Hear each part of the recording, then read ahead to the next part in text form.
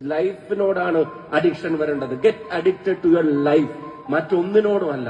ബോധം നിങ്ങളുടെ കളയുന്ന ഒന്നിനോടുമല്ല നിങ്ങളുടെ അഡിക്ഷൻ വേണ്ടത്. ഞാൻ പറയുന്നു, ജീവിതത്തിൽ നമ്മുടെ ഒരു പ്രവൃത്തി കൊണ്ടോ വാക്കുകൊണ്ടോ മറ്റൊരാളുടെ മുഖത്ത് വിടരുന്ന ഒരു ചെറിയ പുഞ്ചിരിയേക്കാളും വലിയൊരു അഡിക്ഷനൊന്നും ഒരു പൊടിക്കും നൽകാനില്ല എന്നുള്ളത് ഈ തലമുറ തിരിച്ചറിയുന്ന ഒരു കാലം തന്നെയായി ഇത് മാറണം എന്ന് ഞാൻ ആഗ്രഹിക്കുകയാണ്.